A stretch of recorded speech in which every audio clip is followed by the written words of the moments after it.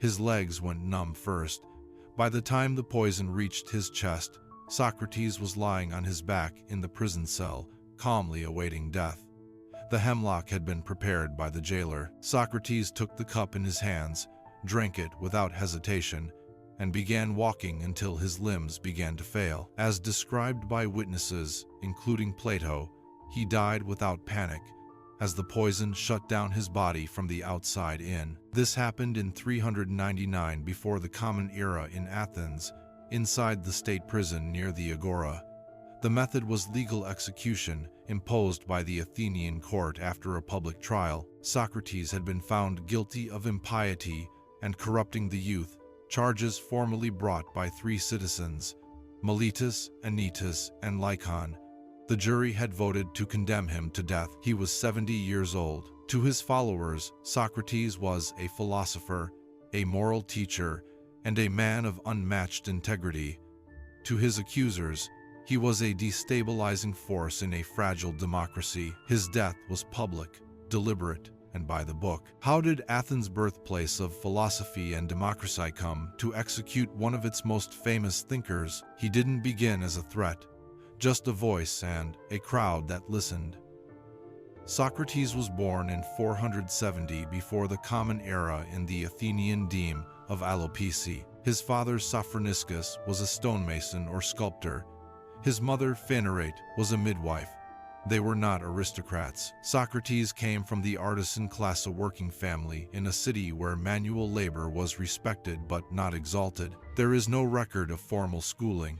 Education in Athens at the time was informal.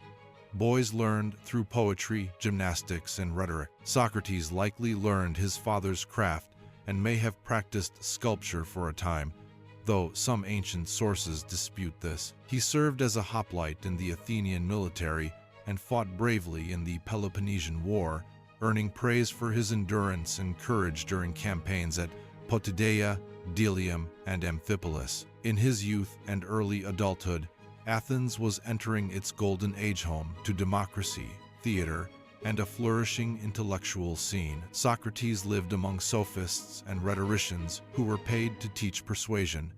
He chose a different path. Instead of teaching for money, he walked the streets, asking questions.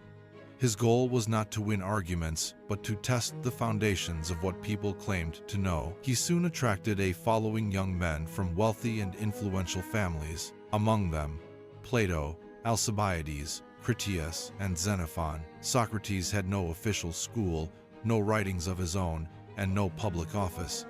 But he had something that no formal position could offer: presence. He questioned priests, generals, poets, craftsmen, anyone who claimed to understand virtue, justice, or piety. He presented himself as an intellectual midwife, drawing out knowledge rather than planting it. He claimed to know nothing himself, only that others thought they knew much more than they did. Athens, still smarting from war and political unrest, found Socrates both fascinating and dangerous. But in these early years, he was still just a gadfly on the edge of power. But this early promise would later give way to violence and control. Socrates was not taught by a single master. His philosophy developed through exposure to many traditions and rejection of most. He lived in a city that revered the sophists, professional teachers of rhetoric who claimed to teach success in public life. Figures like Protagoras, Gorgias, and Hippias traveled through Athens charging fees to teach how to speak persuasively. Socrates watched them rise in popularity and refused to follow. He saw rhetoric as dangerous words detached from truth.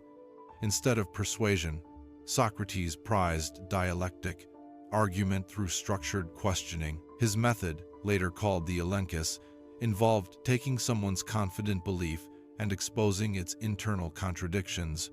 He would ask, "What is courage?" and slowly dismantle every answer offered. The goal was not to humiliate, but to reveal ignorance. Still, many felt embarrassed or enraged. He never wrote down his thoughts. What we know comes from his students Plato, Xenophon, and others. They present a man obsessed with moral clarity and unshaken by ridicule. He dismissed material wealth, wore plain clothes, and often went barefoot. He claimed to live by the command of a divine synhis daimoniona kind of inner voice that warned but never instructed. Socrates also absorbed ideas from pre-Socratic philosophers such as Anaxagoras, who introduced the idea of a rational force, nous, governing the cosmos. Socrates wasn't interested in cosmology, but he shared the belief that reason, not myth, should guide life. He became convinced that virtue is knowledge, that no one willingly does wrong, only acts out of ignorance. If a person truly understood justice, they would act justly. This radical view denied the common Athenian belief that bad behavior came from bad character or divine punishment. As Athens emerged from war and instability, these ideas began to clash with older civic values. Socrates didn't honor the gods in traditional ways. He refused to praise the city or its democracy without scrutiny. His questions were not abstract, they challenged judges, generals, and poets directly. The same society that honored freedom of speech was also shaped by religious piety and public order. Socrates was forming a new idea of the good life based not on reputation or wealth, but on the examined life. In private, he inspired loyalty. In public, he stirred discomfort. Soon those ideas would be put to the test, not in theory, but in power. Socrates never held public office. He never led an army or founded a school. His rise to power came through influence and not authority. He moved through the agora, the gymnasiums, and workshops. Every day, he approached Athenians in public and asked questions they couldn't answer. He became a known figure in the city. Strange, relentless, always asking why. He didn't speak in lectures. He asked short, simple questions, then refused to let go. His followers grew in number and in stature. Alcibiades, an ambitious and charming aristocrat, had studied under him before rising to military command. Critias, another student, would later become one of the 30 tyrants. Plato, from one of Athens's most noble families, would go on to immortalize Socrates in philosophical dialogues, but Socrates did not instruct these men in politics or strategy. He questioned their assumptions. Still, the association was noticed. Athens was a democracy, but a fragile one.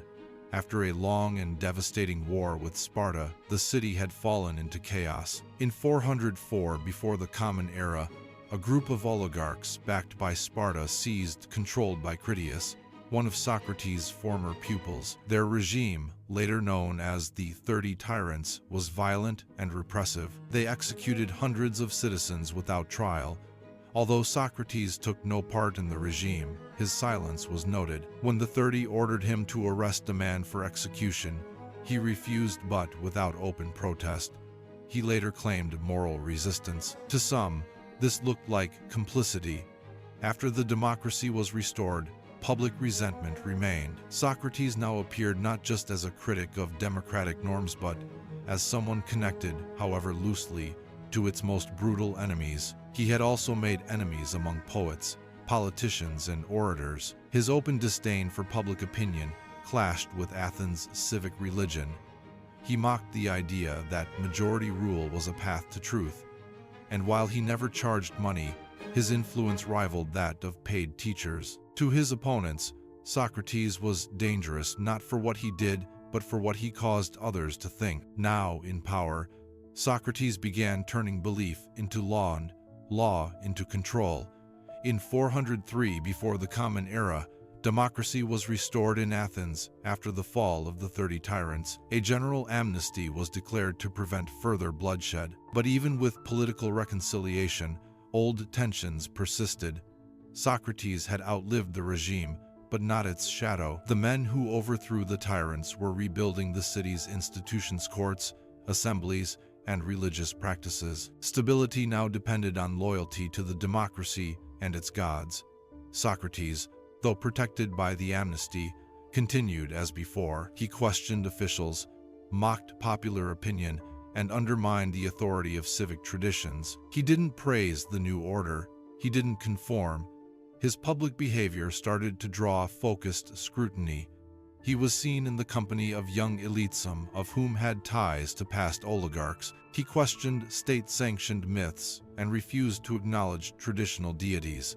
He spoke of his divine sign guiding his action, something the Athenians saw as dangerously close to religious innovation. In 399 before the Common Era, 3 citizens, Miletus, Anytus, and Lycon, filed formal charges against him: impiety, failing to recognize the gods of the city, introducing new deities by invoking his inner daemonion, corrupting the youth by influencing them to challenge authority. These were not technicalities. Athens had long-standing laws protecting civic religion. Impiety was a crime. Socrates' critics now moved from debate to prosecution. At the trial, he refused to beg for mercy. Instead of defending his reputation, he questioned his accuser Miletus in front of the jury. He called the charges confused. He claimed his entire life had been in service of the city, encouraging moral clarity and rational thought. When asked to suggest his own penalty, he sarcastically proposed that he be rewarded with free meals at the Prytaneum, an honor given to Olympic champions. The jury chose death. The method was hemlock, a standard execution for citizens. The courtroom wasn't just a legal arena, it was a public reckoning. Socrates represented a way of thinking that cut through every layer of social convention. His trial was about more than crime, it was about control. His ideas had lived through wars, coups, and tyrannies, but now, in a stable democracy, they were seen as intolerable. Socrates was no longer just enforcing ideas now. Those ideas were becoming systems of control. By 399 BCE, Athens had survived military defeat, internal tyranny, and civil war. The city was trying to rebuild itself under the banner of law, religion, and civic unity. In that environment, control did not come through secret police or mass surveillance. It came through public trials, religious norms, and the careful policing of influence. The legal system of Athens was designed to reflect direct democracy. Any citizen could bring charges against another, and cases were judged by large juries, often over 500 men selected by lot. Verdicts were reached in a single day. There were no lawyers. The accused spoke for themselves. There was no appeal. This system was meant to reflect equality, but in practice, it could be used to suppress dissent. In the years following the fall of the 30 tyrants, religious piety and civic loyalty became political tools. To question the gods or to be associated with former oligarchs could mark someone as a threat to public order. Socrates had no official platform, but he had followers. He had no religious office, but he spoke of an inner divine voice. He held no authority, but his words carried weight. The state did not need to accuse him of treason. They accused him of impiety and corruption, and that was enough. At his trial, Socrates did not flatter the court. He said he would rather obey his God than the state. He said that avoiding death was not the goal, avoiding wrongdoing was. His speech turned the courtroom into a final performance of his philosophy. When the verdict was delivered guilty by a narrow margin, he was asked to propose an alternative to execution. He refused to compromise. He offered to pay a small fine only after his friends pleaded with him. His posture was seen not as dignity, but as defiance. The jury then voted again, this time to set the penalty. Death by hemlock passed by a larger majority. The state assigned a jailer to administer the sentence. It was carried out in accordance with the law. There was no spectacle, no torture, no mob violence. The cruelty was not in the method, but in its deliberate legality. Socrates had once claimed the unexamined life is not worth living. Athens answered by declaring that the examined life could no longer be tolerated. Control in this case came not through force, but through the ritual of justice. The city used its own systems: jury, courtroom, poisanto, eliminate a voice that questioned its very foundations. Even individuals close to Socrates were targeted by these systems. As Socrates approached the end of his life, the web of relationships that once protected him began to unravel. Many of his most prominent students had already fallen from grace, or worse. Alcibiades, once a favored companion, had defected during the Peloponnesian War and fought for multiple sides, including Sparta and Persia. His shifting loyalties made him a symbol of ambition without principle. Critias, perhaps Socrates' most dangerous disciple, had taken part in the 30 Tyrants regime. Under his rule, hundreds of Athenians were executed without trial. Though Socrates did not support their actions, the public connection remained. It damaged him deeply. Even Socrates' friendships within democratic circles were strained. Anytus, one of the chief prosecutors at his trial, had once been aligned with pro-democracy forces. His participation in the charges suggested not only political divergence but personal betrayal. Some ancient sources imply that Anytus had personal reasons for turning against Socrates, perhaps tied to the philosopher's influence over Anytus's own son. In the weeks leading up to his execution, Socrates' supporters, Plato, Crito, Apollodorus, remained close, but their presence was no shield. There was no political appetite to intervene. Even Xenophon, another loyal student, was absent from Athens at the time, possibly by design. Inside the prison, Socrates received visits. Conversations recorded in Plato's Phaedo show him discussing death with calm logic. But even among his friends there were signs of strain. Crito urged him to escape. A plan had been arranged, but Socrates refused. He said breaking the law to save himself would betray everything he had ever taught. This refusal puzzled and saddened those who loved him. Socrates accepted death not with fear, but as the logical conclusion of a life lived under reason.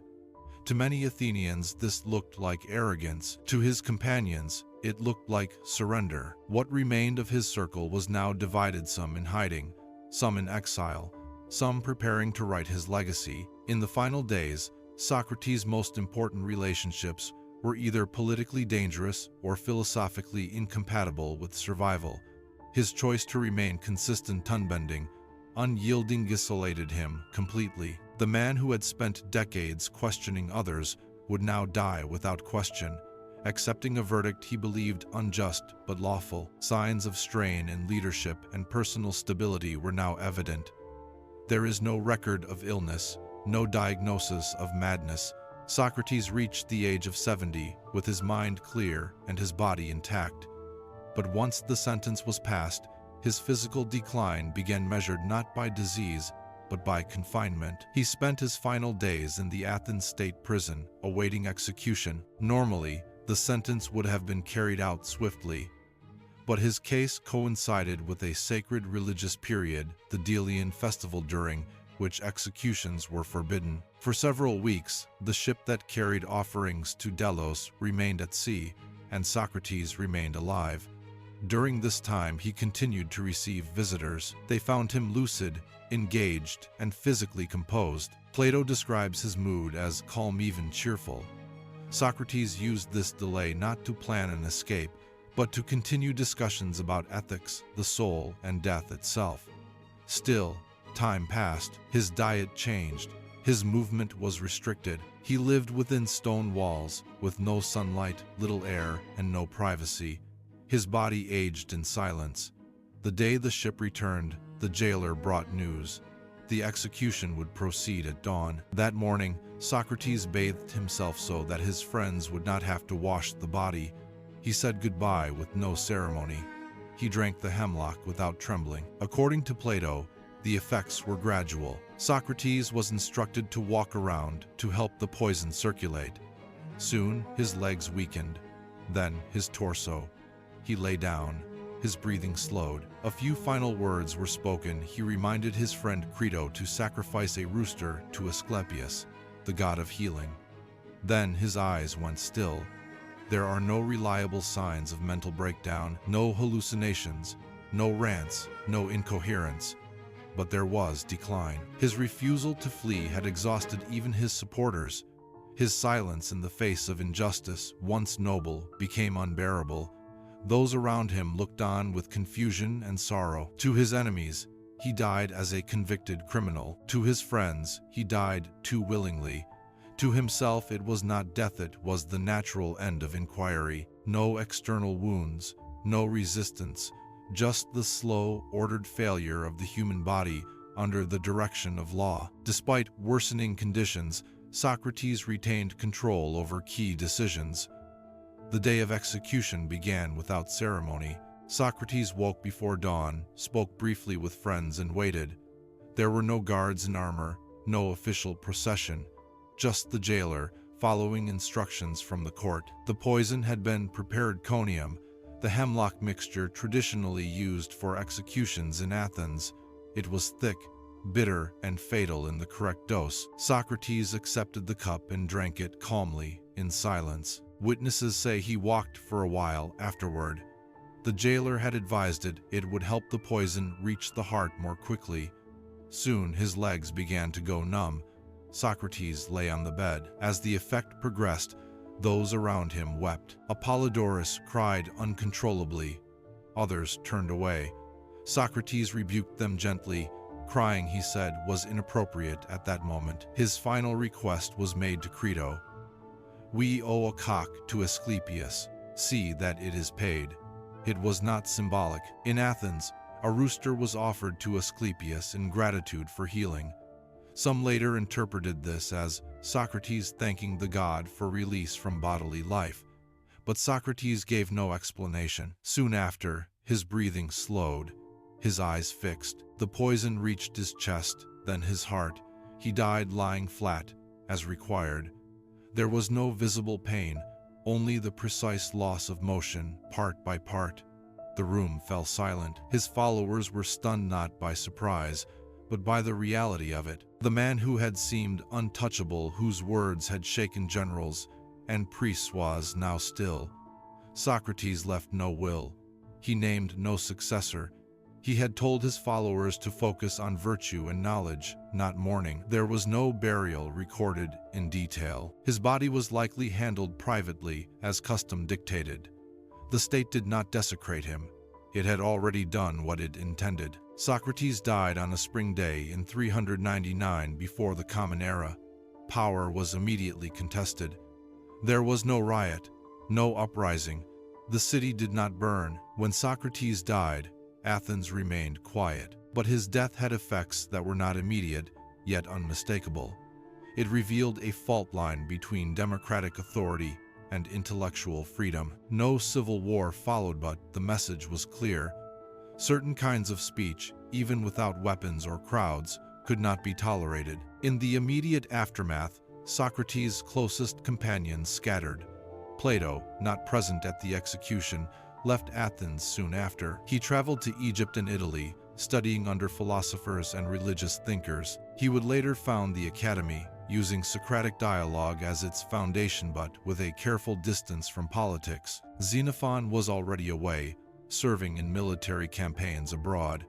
He would later write his own version of Socrates' trial and teachings, more conservative than Plato's and less mystical. Other students and sympathizers faded into quiet obscurity or abandoned philosophy altogether. Publicly, there was no mass regret. Athens moved on. No laws were repealed. No apology was issued. The court system remained intact. But over time, a subtle shift occurred. Later, Athenians, especially in the next generation, began to view the execution as excessive. Some lawmakers began to reconsider the use of impiety charges for silencing dissent. In later centuries, the trial of Socrates would be referenced not as an example of justice but as a warning. The state had removed one man, but his words, preserved by others, were multiplying. Within decades, Socrates' ideas were being taught across the Hellenic world, not under his name directly, but through Plato's dialogues, Xenophon's memoirs, and the oral tradition kept alive by lesser-known students. The vacuum wasn't filled by another philosopher of his kindred, was filled by his myth. The image of a man who challenged power, faced death without fear, and accepted the judgment of a flawed system became its own form of influence. The state had silenced him, but they had also made him unforgettable. The historical record of Socrates began to evolve immediately. The first interpretations of Socrates came from those who knew him. They disagreed. Plato presented Socrates as a moral visionary, a man guided by reason, indifferent to death, and loyal only to truth. In dialogues like the Apology, Crito, and Phaedo, Socrates is a calm, unflinching figure, more concerned with the soul than the law. These writings shaped the dominant image of Socrates for centuries. But Xenophon, another student, depicted a more conventional thinker.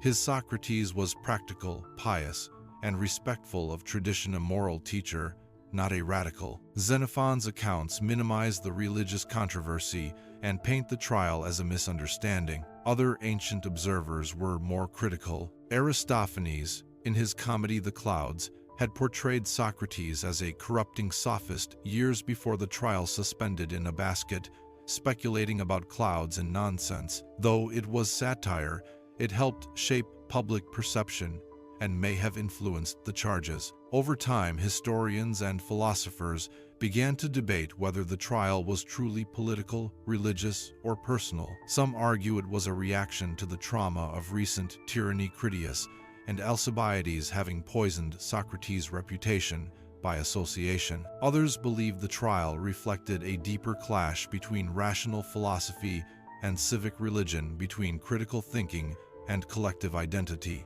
In modern centuries, Socrates became a symbol of intellectual martyrdom.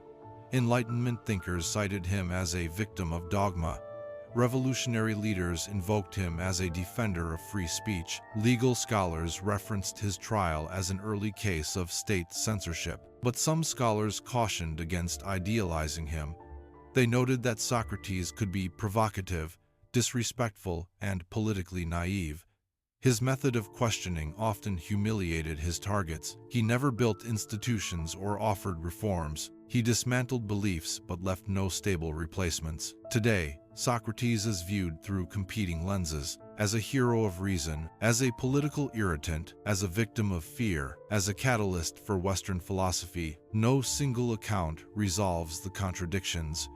Every interpretation reflects the concerns of its time. Modern historians continue to debate the long-term effects of Socrates' rule. Socrates left behind no writings, no laws, no institutions, but his execution forced a reckoning that shaped the intellectual world for centuries. His trial became a permanent example of the tension between individual conscience and public authority. In Athens, the democracy that killed him survived, but with an asterisk. It had eliminated a man not for violence or treason, but for asking questions the state could not answer. That event echoed.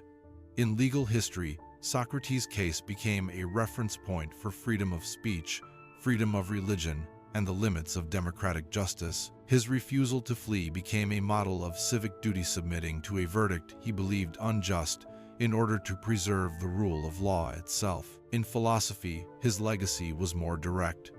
Through Plato, the Socratic method argument through questioning became foundational. It shaped Western education, law, ethics, and political theory.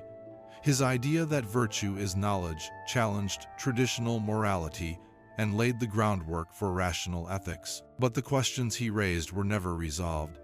Can a society tolerate full intellectual freedom without risking its foundations? Is dissent dangerous when it's persuasive? Is death more honorable than compromise? Socrates did not leave an answer. He left a challenge. His execution proved that even in a city celebrated for democracy, there were boundaries that could not be crossed. Athens had room for speech, but not for speech that dismantled its sacred beliefs. In choosing death over silence, Socrates showed both the strength of philosophy and its political cost. What changed? Philosophy moved from public squares to schools. Intellectuals learned to separate thought from provocation. The examined life continued, but often in private. What remained? The tension between truth and order, law and justice, reason and faith. What haunts us still? A single man with no office, no army, and no wealth, silenced by a city afraid of his words. Socrates asked, "What is the good life?" Athens answered with a cup of poison, and the question has never gone away.